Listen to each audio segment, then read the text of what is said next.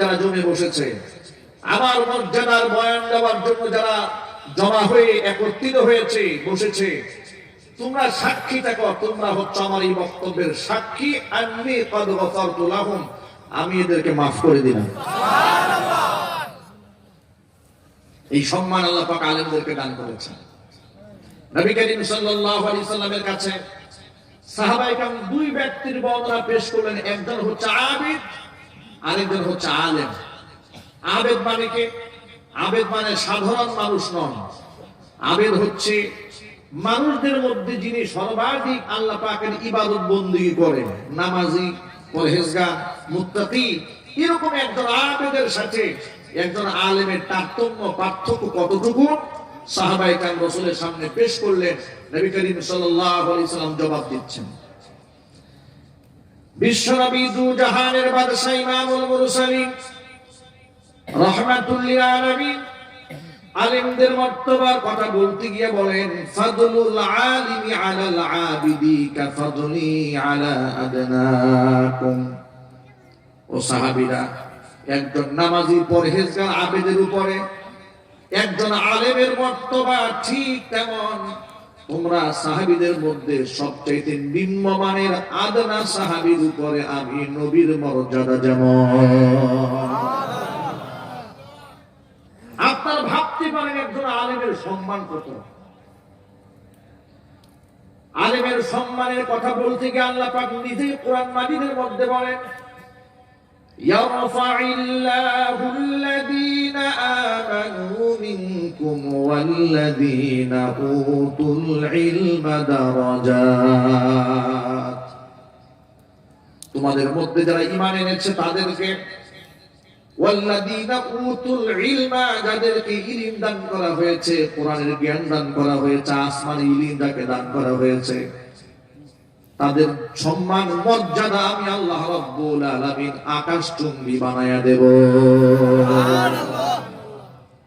ইয়ারফাইল্লাহু আল্লাযীনা আমানু মিনকুম ওয়াল্লাযীনা উতুল ইলমা দারাজাত। আলেমদের সম্মান এবং ঈমানদারদের সম্মান কে বাড়াবেন? আল্লাহ।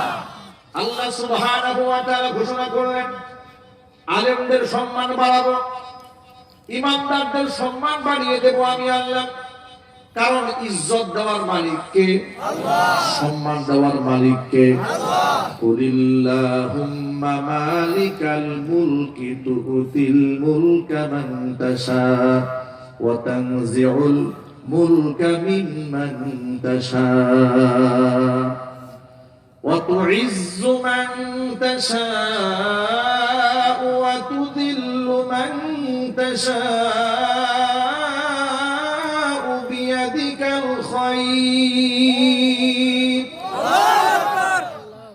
হে আল্লাহ, তুমি হচ্ছ রাজত্বের মালিক, যাকে খুশি তাকে তুমি রাজত্ব দাও, ক্ষমতা দাও, যার থেকে খুশি তার থেকে রাজত্ব তুমি ছিনিয়েও নিতে পারো।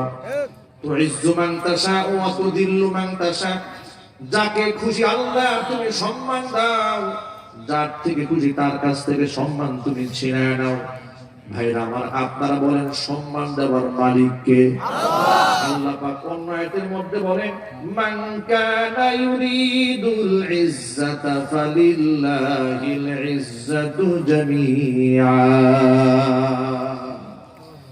কোন ব্যক্তি যদি সম্মান চায়, কোন ব্যক্তি যদি মর্যাদা কামনা করে, সে যেন জেনে রাখে সকল মর্যাদার মালিক হচ্ছে আমি আল্লাহ সুবহানাহু ওয়া তাআলা। জোরে জোরে বলেন সুবহানাল্লাহ। সকল সম্মানের মালিক কে? আল্লাহ। সকল ইজ্জতের মালিক কে? আল্লাহ।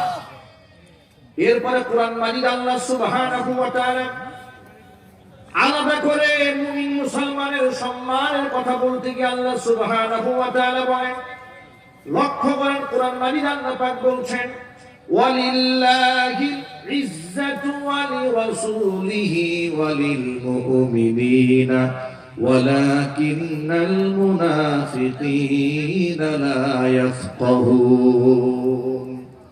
আল্লাহ পাক বলেন, সম্মান হচ্ছে আমি আল্লাহর। কার সম্মান? আল্লাহ। আরো যদি বলতে হবে, আল্লাহ। সম্মান হলো আমি আল্লাহর, সম্মান হচ্ছে আমি আল্লাহর রাসূলের, সম্মান হচ্ছে আমার ঈমানদার বান্দাদের, ওয়ালাকিন্নাল মুনাফিকিনা লা ইয়াফকাহুন, কিন্তু জমিনের মধ্যে মুনাফিক যারা তারা সেই এই বিষয়টা উপলব্ধি করে না। ইমানদার বান্দাদের সম্মান রয়েছে, রাসূলের সম্মান রয়েছে, সম্মান রয়েছে উলামায়ে কেরামদেরকে। এই সম্মানটা কে দিয়েছেন? আল্লাহ। এবং এটা আল্লাহ পাক ঘোষণা করেছেন। আল্লাহর হাবিব সাল্লাল্লাহু আলাইহি ওয়াসাল্লাম বলেন, লক্ষ্য করেন, হুজুর বলেন, মান আরাদাল্লাহু বিহি খায়রান ইউফাক্কিহু ফিদ্দীন। পাগল ছাগলকে আল্লাহ পাক আলেম বানান না, ঠিক। মুনাফিক বেঈমানদেরকে আল্লাহ আলেম বানান না, ঠিক। সমাজের মধ্যে আল্লাহ পাক তাদেরকে আলেম বানান আল্লাহ পাক যাদেরকে পছন্দ করে, আল্লাহ পাক যাদের কল্যাণ চান আল্লাহ পাক তাদেরকে আলেম বানান। নবী মুহাম্মদ সাল্লাল্লাহু আলাইহি সাল্লাম অন্য একটা হাদিসের মধ্যে বলেন, ফাকিহুন ওয়াহিদুন আশাদ্দু আলা শাইতানি মিন আলফি আবিদিন। একজন ফকিহ, দ্বীনের একজন সমঝদার ব্যক্তি, কুরআন সুন্নাহর জ্ঞানী ব্যক্তি, এমন একজন ব্যক্তির অবস্থা এমন 1000 মানুষকে শয়তান ধোঁকা দেওয়া শয়তানের জন্য যতটা কঠিন, একজন ফাকিহকে ধোঁকা দেওয়া শয়তানের জন্য তার চেয়েও বেশি কঠিন। একজন সাধারণ মানুষকে শয়তান খুব সহজেই কব্জা করতে পারে, তাকে দিয়ে শিরক করাতে পারে, বেদাত করাতে পারে, মাজারে সেজদা দেওয়াতে পারে, কবরে সেজদা দেওয়াতে পারে, পীরের পায়ে সেজদা দেওয়াতে পারে। কথা বলেন ঠিক কিনা? শুধু তাই নয়, আল্লাহ রাসূলের বিধানের বিরুদ্ধে জাহেলদেরকে দিয়ে শয়তান রাজপথে মিছিল করাতে পারে। কিন্তু একজন ইমানদারকে দিয়া আল্লাহর আইনের বিরুদ্ধে, কুরআন সুন্নাহর আইনের বিরুদ্ধে রাস্তায় মিছিল করাবেন দূরের কথা, কোটি টাকা দিয়েও তার ঈমানকে কেনা যাবে না। আজকাল বর্তমান মুনাফিকদের হালাত এমন হয়েছে, সামান্য একটা পদ পদবীর জন্য মুসলমান তার ধর্মকে বিকিয়ে দিচ্ছে, বিক্রি করে দিচ্ছে। সব বুঝে না তা নয়, ভালো করে জানি এটা হারাম কাজ, ভালো করে জানি এটা হালাল কাজ, এরপরেও শুধুমাত্র দলীয় স্বার্থে, নিজের স্বার্থে, গদি টিকাবার স্বার্থে, ক্ষমতার স্বার্থে, কাফের বেঈমানদের পক্ষ থেকে প্রশংসা পাওয়ার স্বার্থে নিজের ধর্মকে জলাঞ্জলি দিয়া কুফরি বক্তব্যের স্লোগান দেয়, এমন মুনাফিক সমাজে আছে না? না। ও যুবক ভাইরা আমার, ভালো করে শুনে রাখেন, ইজ্জতের মালিক আল্লাহ, সম্মানের মালিক আল্লাহ। আপনি যেই টাকা পয়সা ধন সম্পদ অর্জন করছেন, ধর্মকে বিক্রি করে দিয়ে আপনি সম্মান চাচ্ছেন, আল্লাহর কসম করে বলি এর মাধ্যমে আপনি সম্মান পাবেন না, সম্মান পাবেন না।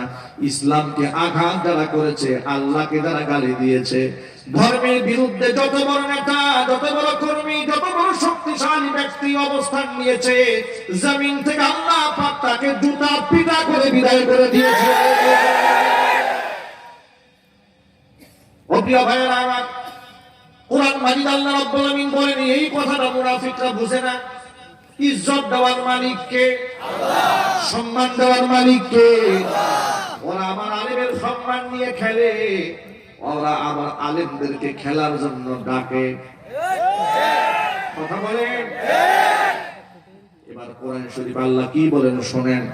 আল্লাহ সুবহানাহু ওয়া তাআলা বলেন, قل هل يستوي الذين يعلمون والذين لا يعلمون إنما يتذكر أولو الألباب। الله أكبر। আল্লাহ পাক বলেন, নবীকে আপনি জানায় দেন, কুল হে নবী আপনি বলুন, قل هل يستوي الذين يعلمون والذين لا يعلمون। যারা জানে মানে যারা আলেম আর যারা আলেম নয়, তারা কখনোই সমান হতে পারে না। কথা বলুন ঠিক কিনা? ভাইরা আমার, যেই লোকটা আলেমদেরকে ডাকলো, বললো খেলা হবে আসেন, আমার অত্যন্ত জানতে ইচ্ছা করে, খেলাতে হয় সমানে সমানে।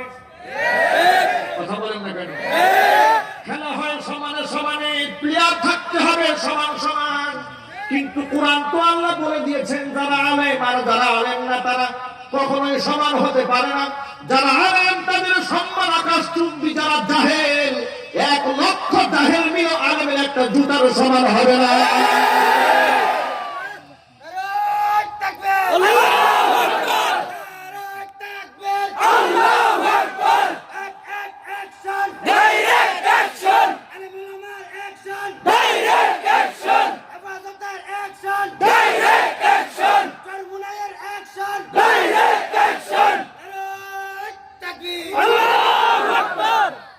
আলেম ওলামার সাথে খেলতে আসবেন না। আলেম ওলামার সাথে খেলা করা মানে রাসূলের সাথে খেলার ঘোষণা দেওয়া, নবীজির সাথে খেলার ঘোষণা দেওয়া মানে হচ্ছে আল্লাহর সাথে খেলার ঘোষণা দেওয়া। আল্লাহর সাথে খেলার ঘোষণা দিয়েছিল নমরুদ। কথা বলেন। অত্যন্ত দামি জিনিসের পিঠানি খাওয়াইয়া জমিন থেকে বিদায় করে দিয়েছিলেন। সেই দামি জিনিসটার নাম কি? ইতিহাস স্মরণ রাখতে হবে। আল্লাহ রাসূল কোরআন সুন্নাহর বিরুদ্ধে যুদ্ধের ঘোষণা দিয়েছে। জুতা পিটা খেতে হবে। কথা বলেন। যুবক ভাইয়েরা আমার, আলেমদেরকে সম্মান দিতে শিখুন, কারণ আলেমদেরকে সম্মান দিতে নির্দেশ দিয়েছেন স্বয়ং আল্লাহ। সম্মান দিতে বলেছেন স্বয়ং বিশ্বনবী মুহাম্মদ রাসূলুল্লাহ সাল্লাল্লাহু আলাইহি ওয়াসাল্লাম। আল্লাহ রাব্বুল আলামিন আলেমদের ইজ্জতটা বাড়িয়ে দিয়েছেন, সম্মান দিয়েছেন। দুনিয়ার কাফের বেঈমানরা কোনোদিন এই সম্মান পাবে না যে সম্মান কোরআনের খাতিরে একজন আলেম পায়। আলেমদেরকে তোমরা গালিগালাজ করো, তোমাদের মধ্যে ইলম নাই, তোমরা জানো না। ফিকহের কিতাব স্পষ্ট ফতোয়া লেখা আছে, আলেমকে যদি কোনো ব্যক্তি গালি দেয় একমাত্র কারণ ওই আলেম ধর্মের আলেম, ইসলামের আলেম, দ্বীনের আলেম। শুধুমাত্র আলেম হওয়ার কারণে একজন ব্যক্তিকে যদি কেউ গালি দেয়, ফিকহের কিতাবের মধ্যে স্পষ্ট লেখা আছে সেই ব্যক্তি ঈমান হারা, বেঈমান, মুরতাদ হয়ে যায়। সাবধান হয়ে যান, সাবধান হয়ে যান। বিশ্বনবী সাল্লাল্লাহু আলাইহি সাল্লাম বলেছেন, সিবাবুল মুসলিমি ফুসুকুন ওয়া কিতালুহু কুফরুন। কোন মুসলমানকে গালিগালাজ করা, গালি দেওয়া, এটা হচ্ছে পাপাচার, কবিরা গুনাহ। আর মুসলমানকে হত্যা করা এটা হলো কুফরি। হত্যা করা যেমন কুফরি, কোন মুসলমানকে হত্যার হুমকি দেওয়াটাও ঈমান বিধ্বংসী কবিরা গুনাহ। কথা বলেন ঠিক কিনা? প্রতিনিয়ত আলেমদের বিরুদ্ধে বিষোদ্গার করে যাচ্ছে। আলেমদেরকে গালি দেয় তারা, জিনা এবং ধর্ষণের সেঞ্চুরি করে যারা, চান্দাবাজার মাস্তানিতে গোটা বাংলাদেশ সহ বিশ্ব রেকর্ড করে যারা, আলেমদেরকে গালি দেয় তারা। ও মুসলমান ভাইরা আমার, আলেমরা হচ্ছে জাতির শ্রেষ্ঠ সন্তান। কথা বলেন ঠিক কিনা? আলেমদের চুরির রেকর্ড নাই, আছে নাকি? টেন্ডারবাজির রেকর্ড নাই, খুনাখুনির রেকর্ড নাই। হাজার হাজার লক্ষ লক্ষ মাদ্রাসার মধ্যে লক্ষ লক্ষ ছাত্র লেখাপড়া করে। একটা মাদ্রাসার নাম বলেন যে মাদ্রাসার জমি দখল নিয়ে কিংবা ছাত্ররা নিজেরা গ্রুপিং করে দাও নিয়ে, খন্তা নিয়ে, সাপল নিয়ে, ডেগার নিয়ে, পিস্তল নিয়ে দৌড়দৌড়ি করেছে। বাংলার সীমানার মধ্যে এমন একটা মাদ্রাসা আছে? যদি বলতে হবে এমন একটা মাদ্রাসা আছে যেখানে মাদকের ব্যবসা হয়? এমন একটা মাদ্রাসা আছে যেখান থেকে মাস্তান তৈরি হয়, জঙ্গিবাদ তৈরি হয়, খুনি তৈরি হয়, ধর্ষক তৈরি হয়? আমি তো আল্লাহর নামে কসম করলে আমাকে কাফারা দিতে হবে না। সরকার যখন গোটা বাংলাদেশে টেকনাফ থেকে তেতুলিয়া, রূপসা থেকে পাথুরিয়া পর্যন্ত মাদকের বিরুদ্ধে জিরো টলারেন্স নীতি অবলম্বন করে মাঠে ময়দানে সরকারের বাহিনী নামিয়ে দিয়েছিলেন, তখন গোটা বাংলাদেশের স্কুল, কলেজ, বিশ্ববিদ্যালয়, সচিবালয় থেকে শুরু করে, মন্ত্রণালয় থেকে শুরু করে বড় বড় পুলিশ অফিসার পর্যন্ত মাদকের সাথে জড়িত পাওয়া গেছে। পত্র পত্রিকার মধ্যে এসেছে মানুষদেরকে বিনা অপরাধে ক্রসফায়ার দিয়েছে, হত্যা করেছে। ওসি প্রদীপের মতো কত ওসি বাংলার মাটিতে আছে তার কোনো হিসাব নাই। ত্রাস যারা সৃষ্টি করলো সমাজে, বিনা অপরাধে মানুষ যারা হত্যা করলো, কাদের ইশারায় করলো, কেন করলো? তারা জঙ্গি হয় না, তারা রাষ্ট্রদ্রোহী মামলার আসামি হয় না, কিন্তু উলামায়ে কেরাম রাষ্ট্রদ্রোহী মামলার আসামি হয়ে যায়। আহারে কপাল পুরা জাতি! এই মুসলমানের ঘুম ভাঙবে কবে? কবে মুসলমান বুঝতে পারবে মুসলমান আওয়ামী লীগ, বিএনপি, জামাত ইসলামের রাজনীতি নিয়ে এখনো পড়ে আছে? মুসলমানকে মনে রাখতে হবে, স্বাধীন সার্বভৌম সোনার বাংলাদেশে কাফের বেঈমান সকলের নজর পড়েছে। এই জন্য আওয়ামী লীগ আর বিএনপি, জামাত ইসলাম, জাতীয় পার্টি, চরমনায় খেলাফত মজলিস সব ভুলে যেতে হবে। সকল মুসলমানদেরকে দলমত নির্বিশেষে দেশের স্বার্থে, ধর্মের স্বার্থে, ইসলামের স্বার্থে, কোরআনের স্বার্থে, রাসূলের স্বার্থে এক প্ল্যাটফর্মে দাঁড়াতে হবে।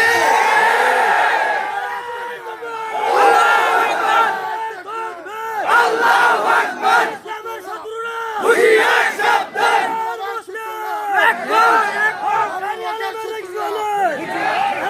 আমার প্রিয় যুবক ভাইরা, আপনাদের বুঝতে হবে ওদের বিদ্বেষ কোন ব্যক্তির উপরে নয়, ওদের বিদ্বেষ স্বয়ং কোরআনের উপরে।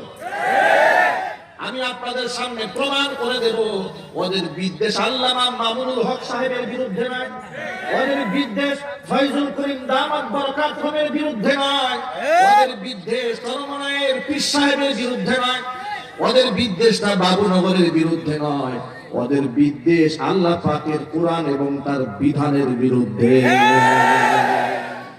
কথা বলেন ঠিক কিনা? প্রমাণ আপনি কতগুলো আমার কাছে চান শোনেন। আপনারা হয়তো ভাবতে পারেন আমরা তো অনেক ভালো আছি, আমাদেরকে তালিকায় করা হয় নাই, আমরা অনেক মজা আছি। মনে রাখতে হবে যে অপরাধে তাদেরকে রাষ্ট্রদ্রোহ বলা হলো, সেই অপরাধটা কি? তারা মূর্তির বিরুদ্ধে কথা বলেছেন, ভাস্কর্যের বিরুদ্ধে কথা বলেছেন। এখন আমার কথা স্পষ্ট মনে রাখতে হবে, আমার আল্লাহ, আমার রাসূল যদি ভাস্কর্যকে হারাম বলেন, ওই হারামকে হালাল বলার স্পর্ধ কোন জানোয়ারের আছে? কথা বলেন। স্টেজ ভর্তি উলামায়ে কেরাম, আমার ডানে বামে সামনে পেছনে উলামায়ে কেরামের অভাব নেই। আমার আল্লাহ, আমার রাসূল যদি কোনো কাজকে হারাম বলে, আমার বাবার ক্ষমতা আছে তাকে হালাল বলা? মুফতি সাহেবের বাবার সাহস আছে? বুখারী মুসলিমের হাদিস খুলেন, আল্লাহ সুবহানাহু ওয়া তাআলা রাসূল যিনি জীবনে একটা মিথ্যা শব্দ জবান থেকে উচ্চারণ করেন নাই, বিশ্বনবী মুহাম্মদ রাসূলুল্লাহ সাল্লাল্লাহু আলাইহি সাল্লাম 63 বছর হায়াত পেয়েছেন। আপনারা বলেন 63 বছর হায়াতে জীবনে একটা মিথ্যা কথা বলেছেন, একটা বাজে কথা বলেছেন? আল্লাহ নবী সাল্লাল্লাহু আলাইহি সাল্লাম যখন কাফের বেঈমানদের মাঝে ইসলামের দাওয়াত ওপেনে দিলেন, সাফা পাহাড়ের উপর দাঁড়িয়ে মক্কার কাফেররা আফসোস করে শুধু এই কথা বলে কান্না করতেছিল, আহারে এই মুহাম্মাদের বিরুদ্ধে আমরা কেমনে বলবো লোকটা মিথ্যাবাদী? তার কারণ 40 বছরে এই লোকটাকে একটা মিথ্যা বলতে শুনি নাই। আল্লাহু আকবার! ও মুসলমান ভাইরা আমার, বিশ্বনবী মুহাম্মদ রাসূলুল্লাহ সাল্লাল্লাহু আলাইহি সাল্লাম বলেছেন, ইন্না আশাদ্দান নাসি আযাবান ইনদাল্লাহি ইয়াওমাল কিয়ামাতিল মুসাব্বিরুন।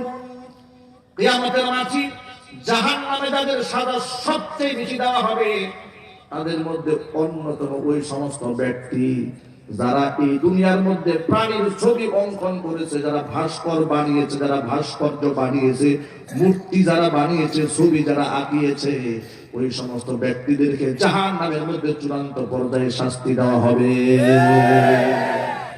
এই কথাটাকে আমি বললাম? কথা বলে না কেন? এই কথাকে আমি বলেছি? এখানে স্টেজে উলামায়ে কেরাম আছেন, তারা সাক্ষী দেবেন এই কথা আল্লাহ রাসূল বলেছেন কিনা। বলতে হবে রাসূল যে কথা বলেছেন তার পক্ষে সাক্ষী উলামায়ে কেরাম হাত তোলেন। দেখুন সমস্ত উলামায়ে কেরাম সাক্ষী দিচ্ছে রাসূল বলেছেন ছবি অঙ্কনকারী ভাস্কর্য বানায় সর্বোচ্চ শাস্তির সম্মুখীন হবে। এটা জানার পরে আমাকে হালাল বলতে হবে না? কথা বলে না কেন? এটা জানার পরে আমার নেতার খুশির জন্য আমাকে হালাল বলতে হবে? হালালকে হালাল আর হারামকে হারাম বলতে হবে। এই মূলনীতি যারা মানতে পারবে না, আল্লাহর কসম করে বলে তারা ইসলাম ধর্মে দাবি করার অধিকার রাখে।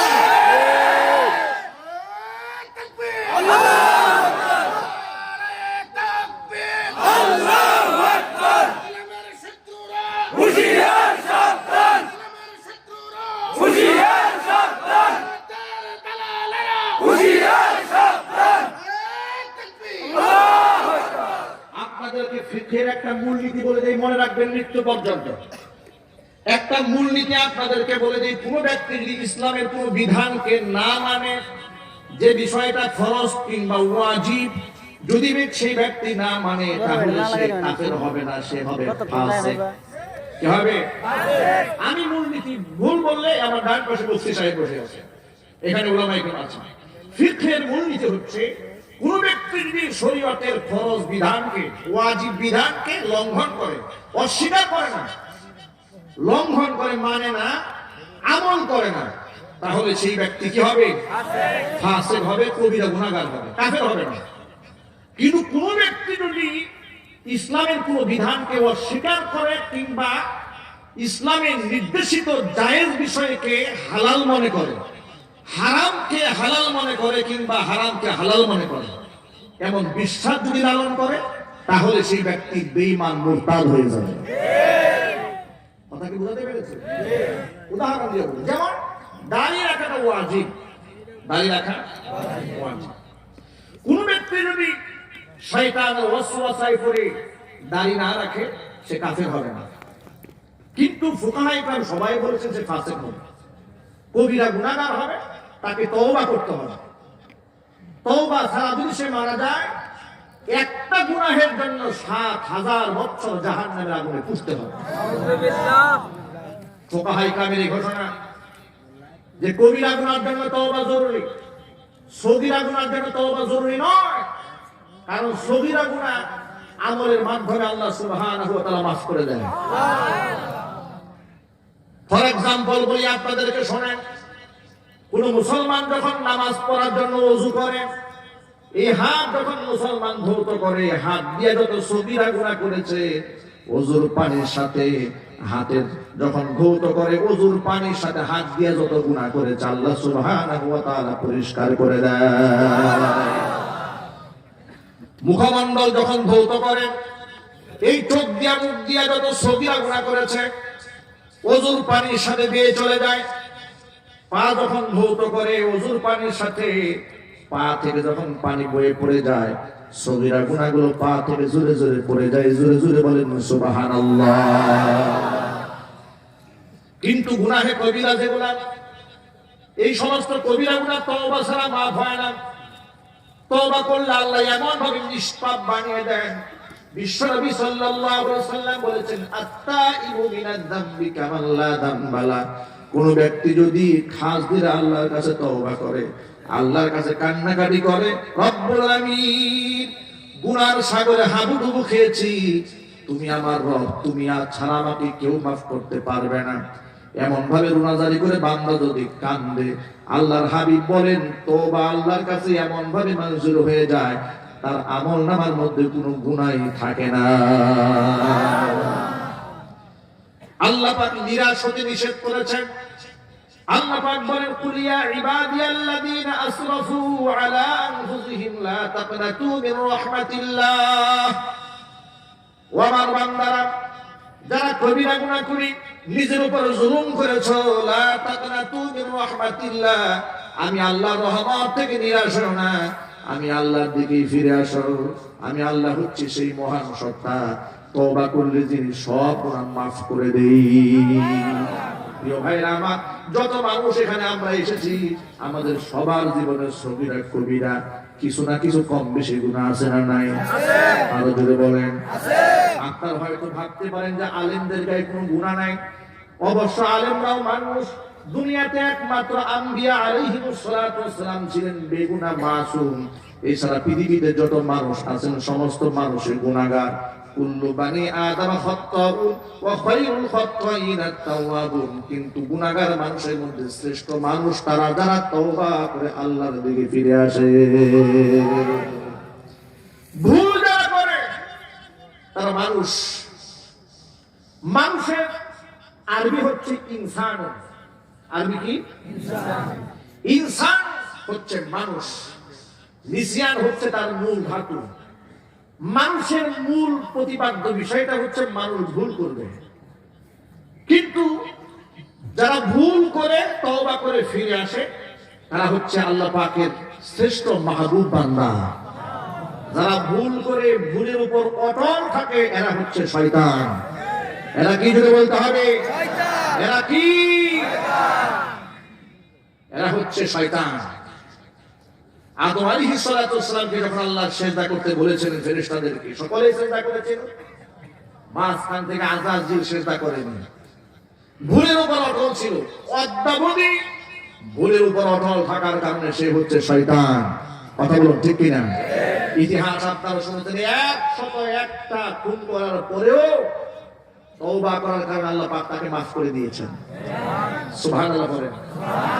ভাইরা আমার, এই জন্য আমাদের আমলনামার গুনাহগুলো আমাদেরকে মাফ করাতে হবে, গুনাহগারি করে তওবা করতে হবে। তওবা কবুল হওয়ার জন্য কয়েকটা শর্ত আছে, এটা আপনাদের মাথায় রাখেন।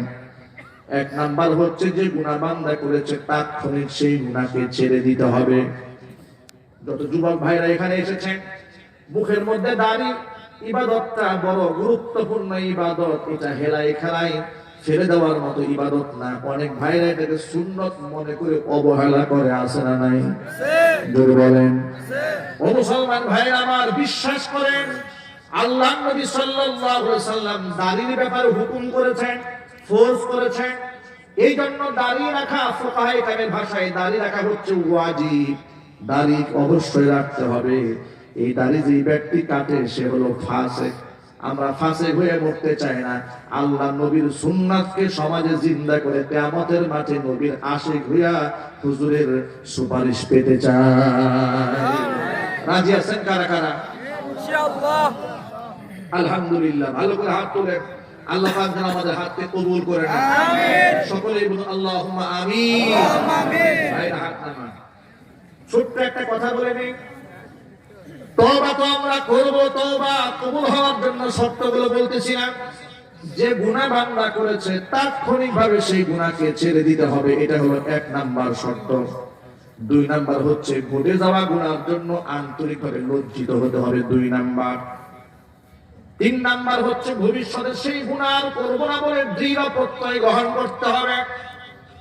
আর 4 নাম্বার শর্ত হচ্ছে যদি বান্দার হক সংশ্লিষ্ট বিষয় এর মধ্যে থেকে থাকে, বান্দার কাছে হক আদায় করে হক বুঝাই দিয়া বান্দার কাছ থেকে মাপ চেয়ে নিতে হবে। ভাই আমার, আজকে বান্দার হককে মানুষ গুরুত্ব দেয় না। মানুষের অসংখ্য মানুষের হক নষ্ট করে। আর বান্দার হক বলতে মানুষ কি মনে করে? শুধু টাকা পয়সা নিয়ে দেওয়াটাকেই হক মনে করে না। একজন মুসলমানের আরেকজন মুসলমানের প্রতি অনেক হক রয়েছে। হুজুর বলেন, যখন তোমার দেখা হয়ে যাবে, ইদা লাকিতাহু ফাসাল্লিম আলাইহি, এটাও মুসলমানের হক। এক মুসলমান আরেক মুসলমানের সাথে যখন দেখা হবে তখন তুমি তাকে সালাম দিবে, জোরে কোন সুবহানাল্লাহ। মুসলমানকে তুমি সালাম করবে, এটা তোমার হক।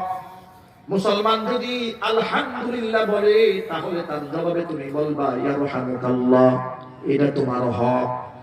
মুসলমান যদি তোমাকে দাওয়াত করে তার দাওয়াতে সাড়া দেওয়া, এটা তার হক।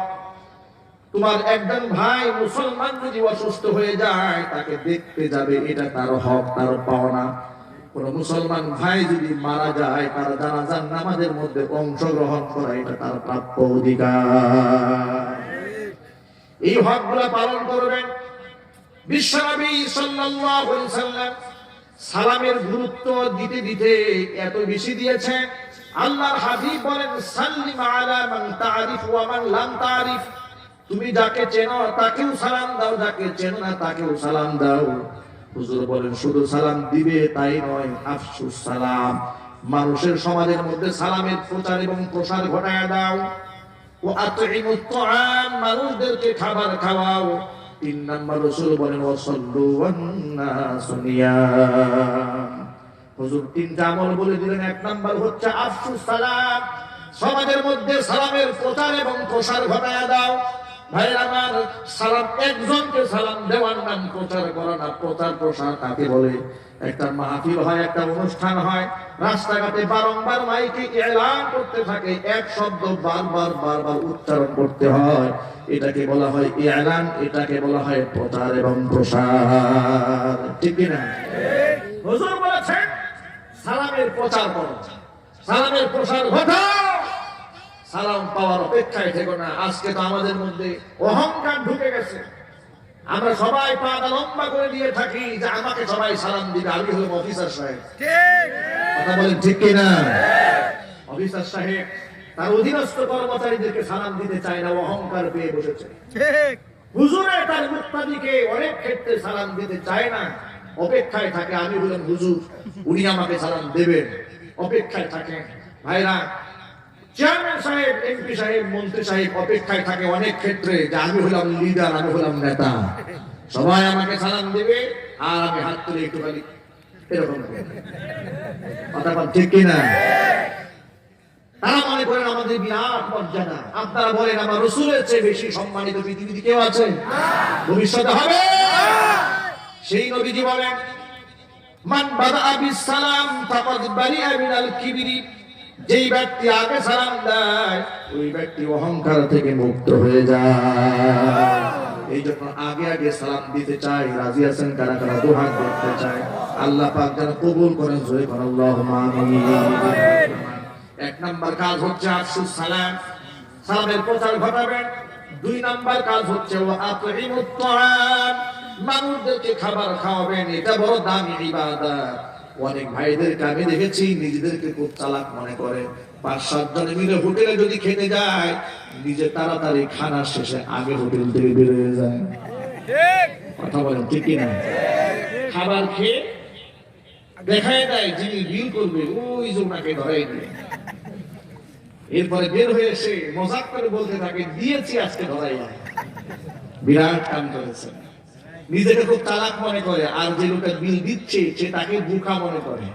রাসূল পাক সাল্লাল্লাহু আলাইহি সাল্লাম বলেছেন, চালাক তো ওই ব্যক্তি যে ব্যক্তি অন্যকে খাবার আহার করায়। চিল্লাবেন আল্লাহু আকবার। এখন থেকে নিজে বিল দেওয়ার চেষ্টা করবে। রাজি আছেন ইনশাআল্লাহ? মেহমানদারি করবেন। এটাও আম্বিয়া আলাইহিস সালাতু ওয়াস সালামের একটা গুরুত্বপূর্ণ আদর্শ, গুরুত্বপূর্ণ একটা আমল, মানুষদেরকে খাওয়ানো। নবী করিম সাল্লাল্লাহু আলাইহি ওয়াসাল্লাম মানুষদেরকে খাওয়াতে খাওয়াতে অবস্থা এই পর্যায়ে দাঁড়িয়েছে যে ঘরের মধ্যে পানি ছাড়া কোনো খাবার নেই। জাতির পিতা ইব্রাহিম আলাইহিস সালাতু ওয়াস সালাম মানুষদেরকে মেহমানদারি করাতে করাতে অবস্থা এই পর্যায়ে দাঁড়িয়েছে, ঘরের মধ্যে মেহমান না থাকলে রাস্তা থেকে লোক ধরে এনে এক দস্তরখানায় খাবার খেতে বসতেন। এরপরে সুবহানাল্লাহ বলছেন। আমাদের বাড়ি ঘরে মেহমান আসলে আমাদের মা বোনরা রাগ হয়ে যান, ঠিক কিনা? মা বোনদের চেহারার দিকে তাকানো যায় না, মেজাজ এত খারাপ। স্বামীর চেহারার দিকে বুড়ো কুস্তায় বলে তোমার আর খায়া দেওয়া কাজ নাই। মেহমান বাড়ি নিয়ে আসো, আমার বাচ্চা কাচ্চা এই সেই দেখো না চোখে, এদেরকে খাওয়াইতে হবে। মেজাজ খারাপ হয়ে গেছে, স্বামী বেচারা ভয়ে হোটেল থেকে নাস্তা নিয়ে আসছে। বাস্তবতা আছে না নাই? আবার কিছু বিয়াক্কল মেহমানও আছে, মেজবানের বাড়ি থেকে উঠলে আর বাড়ি থেকে বেরোতে মনে চায় না। আছে না নাই? এই বিয়াক্কলও আছে।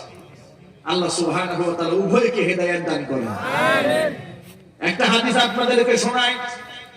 বিশ্বনবী সাল্লাল্লাহু আলাইহি সাল্লামের কাছে একজন মেহমান এলেন। আল্লাহর হাবিব সাল্লাল্লাহু আলাইহি সাল্লাম নিজের ঘরে নক করলেন। আয়েশা রাদিয়াল্লাহু তাআলা আনহার কাছে জানতে চাইলেন, আয়েশা রে তোমার ঘরে কোনো খাবার আছে? আয়েশা রাদিয়াল্লাহু তাআলা আনহা বলেন, নবীজি আমি আয়েশার ঘরে পানি ছাড়া কোনো খাবার নাই। সুবহানাল্লাহ। আল্লাহর নবী হাফসা রাদিয়াল্লাহু তাআলা আনহার ঘরে নক করলেন। হাফসা রাদিয়াল্লাহু তাআলা আনহা একই জবাব দিলেন, নবীজি পানি ছাড়া ঘরের মধ্যে কোনো খাবার নাই। এবার আনসারী সাহাবীদেরকে সামনে নিয়ে হুজুর বললেন, যেই ব্যক্তি এই লোকটাকে আজকে রাত্রে মেহমানদারি করাবে ওই ব্যক্তির উপর আল্লাহ পাক রহমত নাজিল করবে। এই কথা শুনে আনসারী একজন সাহাবী আবেগে দাঁড়িয়ে গেলেন, দাঁড়িয়ে বললেন, নবীজি তাকে আমি আমার বাড়িতে মেহমান বানিয়ে নিয়ে যাব। নবী করিম সাল্লাল্লাহু আলাইহি ওয়াসাল্লাম তার সাথে ওই আনসারী সাহাবীর সাথে বাড়িতে পাঠিয়ে দিলেন। মেহমান বাড়ি নিয়ে গেলেন। বাড়ি নিয়ে স্ত্রীকে একান্তে ডেকে জিজ্ঞেস করেন, বিবি রে ঘরের মধ্যে কি মেহমানদারি করার মতো খাবার আছে? ঘরের মধ্যে যে খাবার নাই তার খবর নাই। স্ত্রী স্বামীকে ডাক দেয়, বলে বাচ্চার খানা আছে সামান্য একটু, শিশু বাচ্চার খাবার ছাড়া কোনো খাবার নাই। এই খাবার বাচ্চাকে না দিলে সারা রাত কান্না করবে। সাহাবী বলছেন, শোনো, আমার নবী বলেছেন মেহমানদারি করলে আল্লাহর রহমত পাবো। এটা একটা সুবর্ণ সুযোগ। বাচ্চার খানাটা মেহমানকে খাওয়াবে, প্রয়োজনে সারা রাত বাচ্চাকে আদর করে রাখবো, কুলে করে রাখবো। মেহমানকে মেহমানদারি করাতে হবে, খাওয়াতে হবে। আবার আরেকটা আদব লক্ষ্য করেন, মেহমান যখন খাবার খাবে মেহমানের সাথে বসে খাবার খাওয়া, এটা হলো সুন্নাত। কারণ আপনি যদি মেহমানের সাথে খেতে না বসেন, মেহমান মনে মনে ভাবতে পারে বাড়িওয়ালার জন্য মনে হয় স্পেশাল খানা আছে। কথা বলেন ঠিক কিনা? অনেকেই খেতে চান না, মেহমানের সাথে কিছুটা খাবারের শরীক হবে, এতে মেহমান খুশি হন, আন্তরিক হন খাবার খাওয়ার ক্ষেত্রে। না হয় তিনি লজ্জাবোধ করেন। ইসলাম কত সুন্দর, সুবহানাল্লাহ সুবহানাল্লাহ। ওই সাহাবী তো এটা জানেন মেহমানের জন্য খাবারই আছে অল্প, আবার তিনি খাবারে শামিল হবেন কিভাবে? স্ত্রীকে বললেন, শোনো, আমি যখন মেহমানের সাথে খাবার খেতে বসবো, তুমি সুকৌশলে ঘরের বাতিটা নিভাইয়ে দিবা। ঘরের বাতি যখন বন্ধ হয়ে যাবে, অন্ধকারে কিছু দেখা যাবে না, আমি আমার প্লেটের মধ্যে খাই হাত ঘুরাবো আর পানি দিয়ে এদিক সেদিক নাড়াচাড়া করবো। আমার মেহমান মনে করবে আমিও খানা খাচ্ছি। আল্লাহু আকবার। আমার মেহমান মনে করবে আমিও খানা খাচ্ছি। তাহলে মেহমান আন্তরিকভাবে খাবার খাবে। এভাবে করে মেহমানদারি করালেন। সকালবেলা ফজর নামাজের পর এই সাহাবী মসজিদে নববীতে যখন গিয়েছেন, বিশ্বনবী দুজাহানের বাদশা ইমামুল মুরসালিন রাহমাতুল লিল আলামিন সাহাবীর চেহারার দিকে তাকিয়ে তাকিয়ে মুস্কি মুস্কি হাসতেছেন। সাহাবী সামনে গেলেন, আল্লাহর হাবিব সাল্লাল্লাহু আলাইহি সাল্লাম বললেন, সাহাবী, গত রাতে তুমি আর তোমার স্ত্রী মেহমানের সাথে যা করেছো সকল খবর আল্লাহ পাক জিবরাইল মারফত আমাকে জানিয়ে দিয়েছে। আল্লাহ পাক আমাকে জানিয়ে দিয়েছে তুমি যে নিজে না খেয়ে সন্তানকে না খাইয়ে মেহমানকে খাবার খাইয়েছো, এই খবর আল্লাহ পাক আমাকে জানিয়ে দিয়েছে। সাহাবায়ে কেরাম এই ছিল চরিত্র। ওয়া ইউসিরুনা আলা আনফুসিহিম ওয়ালাউ কানা বিহিম খাসাসা। নিজেদের মধ্যে ক্ষুধা, নিজেদের মধ্যে দারিদ্রতা থাকার পরেও, নিজের মধ্যেই তো অভাব অনটন থাকার পরেও তারা অন্যদেরকে নিজেদের উপর প্রাধান্য দিয়েছিলেন। তারাই হচ্ছেন সাহাবায়ে কেরাম। আর সেই মুসলমান আজকে সমাজে কোথায়? আমরা এতটা স্বার্থপর হয়েছি, মানুষের পাশে আমরা দাঁড়াতে চাই না। আল্লাহ পাক যেন মেহমানদারি করার তৌফিক দান করেন। জোরে কোন আমিন। আল্লাহ নবী বলেন, আফসুস সালাম ওয়া আতইমুত তুআম ওয়া সাল্লু ওয়ান নাসু নিয়াম। রাতের আধারে সমস্ত মানুষ যখন ঘুমিয়ে যায়, তখন তুমি একাকিত্বে আল্লাহকে ডাকো, আল্লাহর সিজদায় পড়ে থাকো। হুজুরে হাদিসের মধ্যে বলেছে, দিনের বেলায় কেউ যদি তার চেহারার মধ্যে নূর দেখতে চায়, সে যেন রাত জেগে রবের ইবাদত করে। আল্লাহু আকবার। রাত জেগে যেন রবের ইবাদত করে। বিশ্বনবী সাল্লাল্লাহু আলাইহি সাল্লাম বলেছেন, এই তিনটা আমল যে ব্যক্তি করবে, হুজুর বলেছেন, তাদখুলুল জান্নাতা বিসালাম। যেই ব্যক্তি মানুষকে সালাম দেবে, যেই ব্যক্তি লোকদেরকে খাবার খাওয়াবে, রাতের আধারে মানুষ যখন ঘুমায় যাবে, তখন যেই ব্যক্তি আমল করবে, আল্লাহ নবী সাল্লাল্লাহু আলাইহি ওয়াসাল্লাম বলেন, নিরাপত্তার সাথে আল্লাহ পাকের জান্নাতের মেহমান হয়ে যাবে। যত ভাইরা এখানে এসেছেন, আমাদের এক নাম্বার কাজ হচ্ছে 5 ওয়াক্ত ফরজ নামাজ জামাতের সাথে আমরা আদায় করব। আমরা বলি ইনশাআল্লাহ। নামাজ কি সুন্নাত না ফরজ? যদি বলেন শুধু জুমার নামাজ ফরজ, কয় ওয়াক্ত নামাজ? 5 ওয়াক্ত ফরজ। লা সালাতা লা দীনা লিমান লা সালাতা লা। আল্লাহর হাবিব বলেন, যার মধ্যে নামাজ থাকে না তার মধ্যে দ্বীন থাকে না। এই জন্য নামাজ সবার আগে 5 ওয়াক্ত ফরজ নামাজ তো পড়ব, সাথে সাথে তাহাজ্জুদের নামাজের অভ্যাস করব। আল্লাহ যেন কবুল করে। সালাম আগে দিলে অহংকার মুক্ত হওয়া যায়। আগে আগে সালাম দেবেন। আল্লাহ রাব্বুল আলামিন যেন আমাদের সকলকে অহংকার মুক্ত জিন্দেগি গড়ার তৌফিক দান করে। কথাটা কি জন্য বললাম? মুখে দাড়ি রাখাটা এটা একটা ওয়াজিব আমল। দাড়িকে অস্বীকার করলে কাফের হয়ে যাবে, এই জন্য অস্বীকার করা যাবে না। যত ভাইরা এসেছেন, যুবক ভাইরা যারা আছেন, বিনীত অনুরোধ জানাচ্ছি, মুখের দাড়িটা রাখবেন। এটা শুধু প্যান্ডেলের মধ্যে সীমাবদ্ধ রাখলে চলবে না, বাড়িতে গিয়ে স্ত্রীকে বুঝাবেন আমার মুখে দাড়ি থাকলে সম্মান বাড়াই দেবেন কে? ইজ্জত বাড়াই দেবেন কে? আপনাদেরকে একটা সহজ এক্সাম্পল দিয়ে বলি, জীবনে বহুত লোককে রাস্তাঘাটে দাঁড়িয়ে পেশাব করতে দেখেছেন। আমি আল্লাহর কসম করে বলি, আমার হায়াতে জিন্দেগিতে একজন দাড়িওয়ালা লোককে আমি রাস্তায় পেশাব দাঁড়িয়ে করতে দেখি নাই। আল্লাহু আকবার। তাদের কি পেশাব পায়খানার জরুরত হয় না? কথা বলেন না কেন? হয় না? কিন্তু তারা রাস্তাঘাটে দাঁড়িয়ে পেশাব করে না। ইমানে একটা লজ্জা তৈরি হয়। সুবহানাল্লাহ। দাড়ি হচ্ছে মুসলমানের শিআর, দাড়ি শিআর ইসলাম। এটা দেখে বোঝা যায় এই লোকটা মুসলমান। কথা বলেন আল্লাহু আকবার। আফসোস, এই দাড়িকে আজকে জঙ্গিবাদের আলামত বলা হচ্ছে। কথা বলেন ঠিক কিনা? দাড়িকে জঙ্গিবাদের আলামত বানিয়েছে, টাকনুর উপরে কাপড় পরাকে জঙ্গিবাদের আলামত বলেছে। ঘন ঘন মসজিদে যাতায়াত করা, গান বাজনা না শোনাকে জঙ্গিবাদের আলামত বানানো হয়েছে এবং একটা ভিডিও ক্লিপস করে অনলাইনে ছেড়ে দিয়েছে যে এই এই আলামত থাকলে বুঝে নেবেন আপনার সন্তান জঙ্গি হওয়ার প্রথম ধাপে আছে। যারা এটা বানিয়েছে ওরা কি মুসলমান না বেঈমান? যারা বানিয়েছে মুসলমান না বেঈমান? দাড়ি থাকলে যদি জঙ্গির আলামত হয়, ঘন ঘন মসজিদে গেলে যদি জঙ্গির আলামত হয়, তার উপরে কাপড় পরলে যদি জঙ্গি হয়, তাহলে সমস্ত মুসলমানদেরকে জঙ্গি হওয়া ফরজ, জঙ্গি হতেই হবে।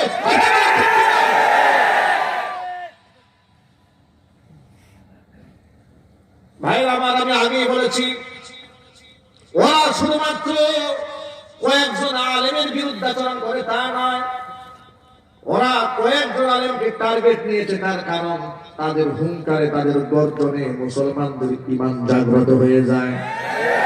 এদেরকে দমন করলে ইসলামের কথা বলার কেউ থাকবে না। এই যে মেজাজ ওদের মধ্যে তৈরি হয়েছে, ওরা বুকার স্বর্গে বসবাস করে, ওরা জানে না এই দ্বীন হলো আল্লাহর, কোরআন হলো আল্লাহ। আবু জেহেল, উতবা, সাইবা, ওয়ালিদ ইবনুল মুগীরা 1400 বছর আগেই চেয়েছিল এই কোরআনের আওয়াজ যেন আর উচ্চারিত না হয়, কিন্তু আপনারা বলেন কোরআনের আওয়াজ আছে না নাই? কোরআনের আওয়াজ আছে, কোরআনের আওয়াজ ভবিষ্যতেও থাকবে। কোরআনের সাথে যারা আসবে জিরো থেকে হিরো হয়ে যাবে, কোরআনের সাথে যারা বিরোধ করবে তারা হিরো থেকে জিরো হয়ে যাবে। এমনকি নমরুদের মতো জুতা পিটাও খেতে হতে পারে। এই জন্য সকল ভাইদেরকে বলি, দ্বীনি স্বার্থ থেকে আমরা এক হতে পারি না? কথা বলেন না? আমি জুড়ে বলা, আজকে বলার ইখতিলাফকে আমরা এই মুহূর্তের জন্য ভুলে যেতে পারি না? ওয়াহাবি সুন্নি দ্বন্দ্ব কি ভুলে যেতে পারি না? কওমি আলিয়ার দ্বন্দ্ব কি ভুলে যেতে পারি না? আমরা কি আওয়ামী লীগ, বিএনপি, জাতীয় পার্টি, জামাত ইসলাম রাজনৈতিক মনোদর্শকে মাথায় রাখার পরেও শুধুমাত্র ইসলামের স্বার্থে, কোরআনের স্বার্থে, দ্বীনের স্বার্থে, ইসলামী আদর্শের ক্ষেত্রে এক হয়ে যেতে পারি কিনা? এক হতে পারি? কারা কারা তো হাত দেখতে চায়? আল্লাহ পাক যেন সকলকে দ্বীনের জন্য কবুল করেন। ও মুসলমান ভাইরা আমার, এই জন্য আলেমদের সাথে সম্পর্ক রাখবেন। লোকমান আলাইহিস সালাতু ওয়াসসালাম তার ছেলেকে বলছেন, ইয়া বুনাইয়া, ও আমার ছেলে, তুমি আলেমদের মজলিসে উঠা বসা করবে, আলেমদের, শিক্ষিত আলেমদের কথাবার্তা শুনবে। শিক্ষিত আলেমদের কথাবার্তা শুনলে আল্লাহ সুবহানাহু ওয়া তাআলা মৃত জমিনকে বৃষ্টির পানি দিয়ে যেমন আবাদ করে দেয়, তরতাজা করে দেয়, আলেমদের বয়ান শুনলে মরা অন্তর আল্লাহ পাক সেইভাবে তাজা বানায়া দেয়। গোটা বাংলাদেশে এই জন্য যেখানে কোরআনের শিক্ষা রয়েছে, যেখানে কোরআনের আদর্শ রয়েছে, সেই জায়গার মধ্যে কোনোদিন একজন মাদক সেবী তৈরি হয় না, সেই জায়গায় কোনো গুন্ডা তৈরি হয় না, মাস্তান তৈরি হয় না। এই জন্য মাদ্রাসায় যেহেতু গুন্ডা নাই, মাস্তান নাই, গুন্ডা মাস্তানদের সাথে আলেম ও ওলামারা খেলতেও রাজি নয়। কথা বলেন ঠিক কিনা? ও মুসলমান ভাইরা আমার, আমি আমার মা বোনদেরকে বলছি, মা বোনরা যারা বয়ান শুনতে এসেছেন, জান্নাতের পথে যদি আপনারা চলতে চান, জান্নাতে যদি যেতে চান, জাহান্নামের আগুন থেকে যদি বাঁচতে চান, আলেমদেরকে ভালোবাসুন। কারণ উলামায়ে কেরাম হচ্ছে নবীগণের ওয়ারিস।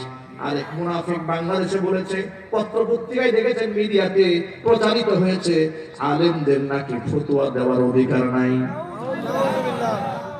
ভাইরা, আলেমদের ফতোয়া দেওয়ার অধিকার নেই। ফতোয়াটা দেবে কে? কথা বলেন এখন আপনারা। আলেমরা ফতোয়া দেওয়ার অধিকার নাই, তো ফতোয়াটা দেবে কে? গাঁজা করে জাহেলে যে বলেছে যে আলেমদের ফতোয়া দেওয়ার অধিকার নাই, জাতির সামনে তাকে তওবা করতে হবে। আলেমরা ফতোয়া দিবে না, ফতোয়া দিবে তোমার বাবা। কোরআন পড়লো আলেমরা, হাদিস পড়লো আলেমরা, ফতোয়া দিবে তুমি। পায়খানা করে পানি নাও না তুমি। কথা বলেন ঠিক কিনা? সূরা ফাতিহা যদি বলা হয় পেটের মধ্যে পাড়া দিয়ে জিহ্বা 14 হাত বের হয়ে যাবে, সূরা ফাতিহা বলতে পারবে না। উনি আলেমদের সমালোচনা করেন। কি অজ্ঞান জাতির, এরা কি জাতীয় বুদ্ধিজীবী, এরা কি জাতীয় কর্মধার? এই কান ঠিক জেনে ছেড়ে ফেলতে হবে।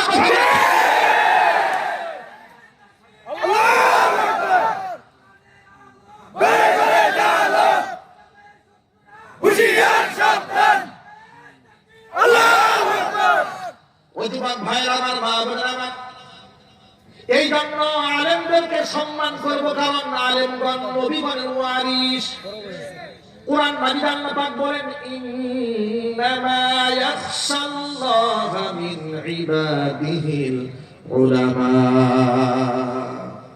বান্দাদের মধ্যে আলেম যারা, ওই আলেম বান্দারাই আমি আল্লাহকে সবচাইতে বেশি ভয় করি। সুবহানাল্লাহ বলেন। তবে বাংলাদেশের এই পরিস্থিতির মধ্যে আলেমদের মধ্যেও কিছু আছে মুনাফিক মার্কা আলেম। কথা বলে আছে না নাই? আলেমদের মধ্যে সুবিধাবাদী আলেম আছে না নাই? হক কথা জেনেও বলে না, দাওয়াত যদি কমে যায়, কথা বলেন, দাওয়াত যদি কমে যায়, হাদিয়া যদি বন্ধ হয়ে যায়, এই চিন্তা করে যে আলেম ইসলামের কথা লুকায় রাখে, কোরআনের বক্তব্য জাতির সামনে পেশ করে না, আল্লাহর কসম করে বলি ও আলেম না, ও জালেম। এই জন্য মুনাফিকদেরকেও বয়কট করতে হবে, জালেমদেরকেও বয়কট করতে হবে। কারণ কাফের বেঈমানরা ইসলামে যতটা ক্ষতি করেছে, মুনাফিকরা তার চাইতে আরো বেশি ক্ষতি করেছে। আমার যুবক ভাইরা, আমরা নবীর সৈনিক হতে চাই, আমরা রাসূলের আদর্শের সৈনিক হতে চাই, নিজে থেকে আমল শুরু করতে চাই। আজকে থেকে 5 ওয়াক্ত নামাজ যেমন থাকবে, মুখের দাড়িও থাকবে। মানুষ আমাকে গালি দিলেও গালি শুনতে চাই, নবীর আদর্শ ছেড়ে দিতে চাই না। আমার মা বোনরা বয়ান শোনার জন্য এসেছেন, মা বোনদেরকে বলবো, একজন সন্তান হলেও কোরআনের হাফেজ বানাবার স্বপ্ন দেখেন। কথা বলেন। একজন সন্তান হলেও আলেম বানাবার স্বপ্ন দেখেন, নিজের চোখে তার কর্ম বুঝতে পারবেন। যদি আপনার সন্তানকে আল্লাহ পাক কোরআনের জন্য কবুল করে নেন, আপনার এই সন্তান জীবনে আপনার চোখের দিকে চোখ রাঙিয়ে তাকিয়ে কথা বলবে না, আপনার সন্তান আপনাকে গালি দেবে না। যে সন্তানটা হাফেজ কোরআন হবে, সেই সন্তানটা আপনার খেদমত করাটাকে জান্নাতে যাওয়ার ওসিলা মনে করবে। আপনাকে বৃদ্ধাশ্রমে যেতে হবে না। আমাদের গাজীপুরে বৃদ্ধাশ্রম আছে না নাই? আমার কথা বিশ্বাস যদি না হয়, বৃদ্ধাশ্রমে একটু ঘুরে আসেন, গিয়ে দেখবেন আর্মির মা, মেজরের মা, ডাক্তারের মা, ইঞ্জিনিয়ারের মা, ব্যারিস্টারের মা, প্রফেসরের বাবা মা বৃদ্ধাশ্রমে পাওয়া যায়। কিন্তু হাফেজের মা, আলেমের মা গোটা দুনিয়া খুঁজে বৃদ্ধাশ্রমে পাওয়া যাবে না। ওরা শিক্ষিত হতে হতে, জানতে জানতে জানোয়ার হয়ে গিয়েছে। কথা বলেন ঠিক কিনা? তার কারণ তাদের মধ্যে দিন নাই, তাদের মধ্যে ঈমান নাই। এই জন্য সকল ভাইদেরকে সতর্ক করে দিয়া বলি, এই দিন তো দিন নয়, দিন তো সামনে পড়ে আছে। এই জীবনটা জীবন নয়, লম্বা জীবন সামনে পড়ে আছে। এই জীবনটা সংক্ষিপ্ত সময়ের জিন্দেগি। এই জীবনের বাস্তবতা বড় কঠিন। গত সপ্তাহে পত্রিকায় পাতায় আপনারা দেখেছেন, স্বামী যেদিন বিবাহ করেছে, বউ ভাতের দিন স্বামী জমিন থেকে বিদায় হয়ে গেছে। সংবাদ পাওয়া মাত্র স্ত্রী জায়গায় বেহুশ হয়েছে, হসপিটালে তাকে ভর্তি করা হয়েছে। কত বড় নির্মম জিন্দেগি। পৃথিবীর বাস্তবতা বড় কঠিন। আজকেও দেখলাম পত্রিকার পাতায়, দেখলাম নোয়াখালী কুমিল্লাতে 14 গ্রামে বাবা লাশ হয়ে পড়ে আছে। সন্তানরা বাবার লাশকে 3 দিন ধরে আটকায় রেখেছে, দাফন করতে দেয় না। নাউজুবিল্লাহ। পৃথিবী বড় কঠিন। 2 বিবাহ করেছে, এক ঘরের সন্তানদেরকে জায়গা জমি প্রাধান্য দিয়েছে বেশি, আরেক ঘরের সন্তানদেরকে দেয় নাই। এই বুড়া মানুষটা ৭৮ বছর বয়স, ৭৮ বছর বয়সে যখন লোকটা মারা গেছে, যে পক্ষে জুলুম করা হয়েছে তারা লাশকে দাফন করতে দেয় নাই, ৩ দিন ধরে আটকায় রেখেছে। সর্বশেষ প্রশাসনের লোকেরা আজকে গিয়ে সেখানে সুরাহা করার চেষ্টা করছে, লোকটাকে কবরে নামাবার চেষ্টা করছে। এই যদি হয় দুনিয়া, তো আখিরাত তো বড় কঠিন। বান্দার হকের ব্যাপারে যত্নবান হয়ে যান। আমি বান্দার হকের কথাই বলতেছিলাম, বান্দার হকের ব্যাপারে যত্নবান হয়ে যান। নবী করিম সাল্লাল্লাহু আলাইহি ওয়াসাল্লাম প্রশ্ন করলেন, সাহাবীরা বলো তো, মালিল মুফলিস, সর্বহারা কারা? সবচাইতে অসহায় কে? সবচাইতে ফকির কে? সবচাইতে বড় মিসকিন কে? সাহাবায়ে কেরাম জবাব দিয়ে বলছেন, নবীজি, আল্লাযী লা দীনার ওয়ালা দিরহামা, যার টাকা নাই পয়সা নাই সেই তো ফকির। আল্লাহর হাবিব বলেন না, জবাব মোটেও ঠিক হলো না। টাকা পয়সা নাই সেই ব্যক্তি গরীব নয়, মিসকিন নয়, ফকির নয়। কিয়ামতের মাঠে অনেক নামাজ, অনেক রোজা, হজ, যাকাত, দানের সওয়াবের পাহাড় নিয়ে আল্লাহর সামনে দাঁড়াবে। আর ওই সময় দুনিয়ার মধ্যে মানুষের হক যাদের নষ্ট করেছে, তারা বাদী হয়ে ওই ব্যক্তির বিরুদ্ধে আল্লাহর আদালতে মামলা দায়ের করবে। একজনে বলবে, রব্বুল আলামিন, এই লোকটা আমার জায়গা মেরে খেয়েছে। একজনে বলবে, আমার টাকা মেরে দিয়েছে। একজন বলবে, এই লোকটা আমাকে মিথ্যা মামলা দিয়ে জেলখানার আসামি বানিয়েছে। আরেকজন বলবে, আমার নামে মিথ্যা সাক্ষ্য দিয়ে আমাকে দিনের পর দিন কারারুদ্ধ করে রেখে দিয়েছে। এই রকম জালেম বাংলার জমিনে আছে না? এই সমস্ত ব্যক্তিদের ছাড় দেওয়া হবে না। কিয়ামতের মাঠে আল্লাহ সুবহানাহু ওয়া তাআলা বলবেন, বান্দা বিনিময় ফিরিয়ে দাও। বান্দা বলবে, রব্বুল আলামিন, টাকা নাই পয়সা নাই, কি ফিরিয়ে দেব? আল্লাহ পাক বলেন, টাকা পয়সা যদি না থাকে, আমলনামার মধ্যে যে সওয়াবের পাহাড় নিয়ে দাঁড়িয়েছো, সওয়াব দিয়ে দাও। নামাজের সওয়াব শেষ হয়ে যাবে, যাকাতের সওয়াব শেষ হয়ে যাবে, হজের সওয়াব শেষ হবে। সব দিয়ে করতে করতে আমলনামা শূন্য হয়ে যাবে, কিন্তু পাওনাদার তখনও বাকি। কিছু পাওনাদার বলে, রব্বুল আলামিন, আমি তো তার কাছে এখনো পাই, সে আমার কাছে দিল না। আল্লাহ পাক বলবেন, বান্দারে তাড়াতাড়ি দিয়ে দে। বান্দা বলবে, রব্বুল আলামিন, দিতে দিতে তো সব শেষ করে ফেলেছি, দেওয়ার মতো কিচ্ছু নাই। বলে, দেওয়ার মতো কিছু না থাকলে ওর গুনাহগুলো নিজের কাঁধের উপর চাপায় নিয়ে জাহান্নামে চলে যা। আল্লাহ পাক হচ্ছেন আহকামুল হাকিমিন, শেষ বিচারের দিন। কুরআন মাজিদ আল্লাহ পাকের জন্য বলেছেন, আর রহমানির রহিম, মালিক ইয়াউমিদ্দিন। বিচার দিবসের মালিক তিনি, চূড়ান্ত ফয়সালা কিয়ামতের মাঠে হবে। ও যুবক ভাইরা আমার মা বোনেরা, সাবধান। এই জন্য যারা সন্তানদের মধ্যে যারা বেইনসাফি করেন, ছেলেকে সমানভাবে দেখেন না, এক ছেলেকে সম্পদ বাড়ায় দেন, আরেকজনকে কম দেন, ছেলেদেরকে সব সম্পদ দিয়ে দেন, মেয়েদেরকে ওয়ারিশ সম্পদ থেকে বঞ্চিত করে দেয়। এমন জালেম বাবা মা জমিনে আছে না নাই? আর আছে না নাই? তারা তওবা করেন, তওবা করেন। মনে রাখবেন, আপনি দুনিয়ার মধ্যে জুলুম করেছেন, কাল হাসরের মাঠে আপনার এই সন্তান আল্লাহর আদালতে আপনার বিরুদ্ধে মামলা দায়ের করবে। আপনার মেয়ে আপনার বিরুদ্ধে মামলা দায়ের করবে। সেদিন ছুটে যাওয়ার আর কোন রাস্তা থাকবে না। আল্লাহ সুবহানাহু ওয়া তাআলা আমাদের সকলকে বান্দার হক নষ্ট করার মতো জঘন্য গুনাহ থেকে বেঁচে থাকার তৌফিক দান করেন। আমিন। আর বলবেন আল্লাহুম্মা আমিন। আল্লাহ পাক আলেমদের সাথে সখ্যতা গড়ে তোলার তৌফিক দান করেন। আমিন। আলেমদেরকে সম্মান করা, নবী করিম সাল্লাল্লাহু আলাইহি সাল্লামের কথাকে সম্মান করা, নবীগণের ওয়ারিসদেরকে সম্মান করা, রাসূলগণকে সম্মান করার নামান্তর। কথা বলুন, ঠিক কি না? আল্লাহ সুবহানাহু ওয়া তাআলা আমাদের সকল ভাইদেরকে কবুল করেন, মঞ্জুর করেন। সকলকে আল্লাহুম্মা আমিন। প্রিয় ভাইরা আমার, আমি আপনাদের সামনে ছোট্ট করে আবদার জানাচ্ছি। মাহফিল কর্তৃপক্ষ আপনাদের সামনে একটা ব্যাগ নিয়ে যাবে। আমি লম্বা কোনো কালেকশনের কোনো বক্তা না। আমি শুধু আবদার জানাচ্ছি যে এই রুমালের মধ্যে নগদ আপনারা কিছু টাকা শরীক হয়ে যান। হওয়া যাবে না ইনশাআল্লাহ? আপনার সবাই যদি শামিল না হন, তাহলে এই সুন্দর সুন্দর মাহফিল খারাপ হবে। আমি আপনাদেরকে অনুরোধ জানাচ্ছি, ব্যাগ নিয়ে মাহফিল কর্তৃপক্ষ যারা আছেন, নগদ যেটা পারেন সবাই দুহাত উঁচু করেন। আল্লাহু আকবার, আল্লাহু আকবার। হাত উঁচু করেন, নিজের পকেটে হাত ঢোকান। বিসমিল্লাহ। কম বেশি যেটা পারেন শামিল হয়ে যান। অল্প সময়ের মধ্যে টাকাগুলো আপনারা উঠাই নিয়ে আসবেন ইনশাআল্লাহ। আল্লাহ যেন কবুল করে নেন। প্রিয় ভাই আমার, আপনাদের জন্য আরেকটি সুসংবাদ দিচ্ছি। আমার একটি লিখিত বই বাজারে এসেছে। দেশ এবং বিদেশ থেকে অসংখ্য ভাইরা বোনেরা আমাদেরকে বিভিন্ন বিষয়ে প্রশ্ন করেন, যেই প্রশ্নের জবাব আমাদের দেওয়া সম্ভব হয় না ফোনে কিংবা মেসেঞ্জারে। তাদের এই প্রশ্নগুলোর জবাব নিয়ে একটি কিতাব রচনা করা হয়েছে, ফিকহ এবং কোরআন সুন্নাহর রেফারেন্স সহ। স্টেজে পাওয়া যাচ্ছে। এই বইগুলো মাত্র 100 টাকা করে কপি দাম। আর আমার গাড়িতে কিছু বই আছে, যদি সুযোগ হয় যাওয়ার সময় আপনারা এই বইটা সংগ্রহ করতে পারেন। আল্লাহ সুবহানাহু ওয়া তাআলা উম্মার হিদায়াতের জন্য বইটিকে কবুল করুন।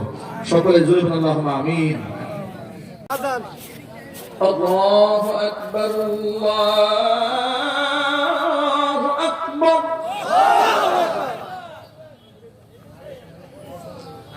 আল্লাহু আকবার, আল্লাহু আকবার।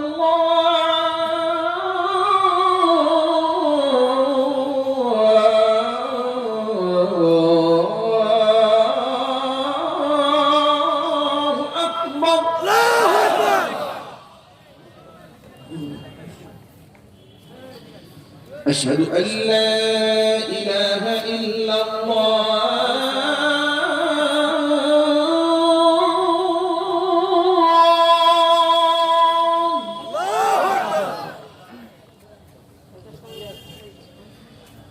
أشهد أن لا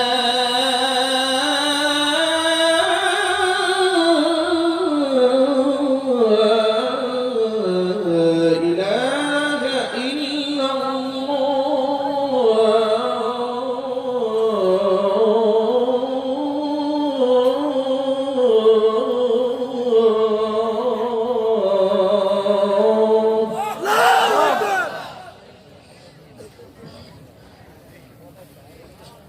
أشهد أن محمدا رسول الله.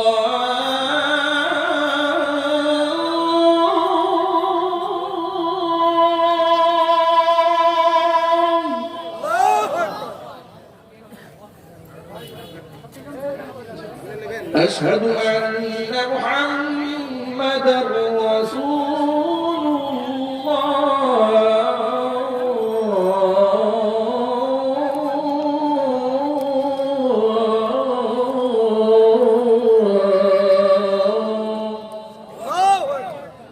আজানের ধ্বনি মারহুম কারি উবাইদুল্লাহ রহমাতুল্লাহি আলাইহির কণ্ঠে সকলের কাছে পরিচিত। আল্লাহ পাক মারহুম কারি উবাইদুল্লাহ রহমাতুল্লাহি আলাইহির কবর আযাবকে মাফ করে দেন। যত ভাইরা এখানে এসেছেন, মা বোনেরা এসেছেন, সকলকে আল্লাহ সুবহানাহু ওয়া তাআলা আজকে কথাগুলো উপর আমল করার তৌফিক দান করেন। আল্লাহ পাক গুনাহ মুক্ত জিন্দেগি আমাদেরকে উপহার দেন। সকলে জুলুম আল্লাহুম্মা আমিন। আল্লাহুম্মা আমিন। ربنا ظلمنا أنفسنا وإن لم تغفر لنا وترحمنا لنكونن من الخاسرين. ربنا لا تزغ قلوبنا بعد إذ هديتنا وهب لنا من لدنك رحمة إنك أنت الوهاب. رب العالمين.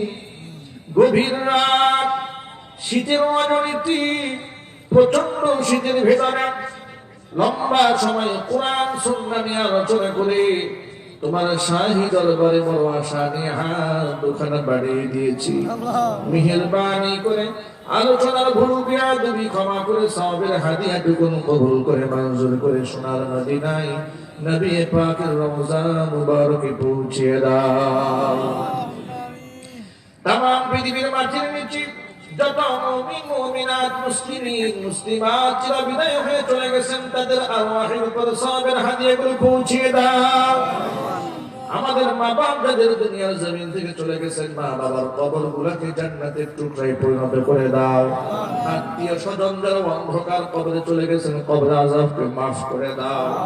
কাল হাসরের কঠিন ময়দানে মানুষ যেদিন পানি পানি বলে চিৎকার মারতে থাকবে, আল্লাহ তোমার হাবিবের হাতে হাউজে কাউসারের ফয়সালা করে দাও। তোমার হাবিবের শাফাআত আমাদের সকলের জন্য ওয়াজিব বানিয়ে দাও। মাবুদ, মা বোনরা বয়ান শুনেছেন, পর্দার অন্তরাল থেকে মা বোনদেরকে মাফ করে দাও। নিঃসন্তানী মাকে সন্তান দান করো। স্বামী স্ত্রীর মধ্যে মহাব্বত না থাকলে মহাব্বত পয়দা করে দাও। যুবক ভাইদেরকে ইসলামের সিপাহ সালার বানিয়ে দাও।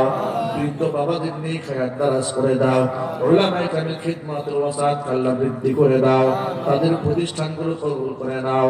গোটা দুনিয়া ব্যাপী ইসলাম ও মুসলমানদের বিরুদ্ধে যে ষড়যন্ত্র চলছে, আয় আল্লাহ তাআলা এই ষড়যন্ত্রের মধ্যে মুসলমানদেরকে তুমি বিজয় দান করে দাও, কাফের বেঈমানদের চক্রান্তকে ধ্বংস বানায় দাও, মুসলমানদেরকে এক হয়ে ময়দানে কাজ করার জন্য তৌফিক দান করে দাও। রব্বুল আলামিন আজকের আয়োজন আল্লাহ কাল কিয়ামতের দিন আমাদের সকলের জন্য নাজাতের ওয়াসিলা বানিয়ে দাও। রব্বিরহামহুমা কামা রব্বায়ানি সগীরা রব্বিরহামহুমা কামা রব্বায়ানি সগীরা তাকাব্বাল মিন্না ইন্নাকা আনতাস সামিউল আলিম ওয়া তুব আলাইনা ইন্নাকা আনতাত তাওয়াবুর রহিম। سبحان ربك رب العزة عما يصفون وسلام على المرسلين والحمد لله رب العالمين واجعل آخر كلمتنا عند الموت لا إله إلا الله محمد رسول الله.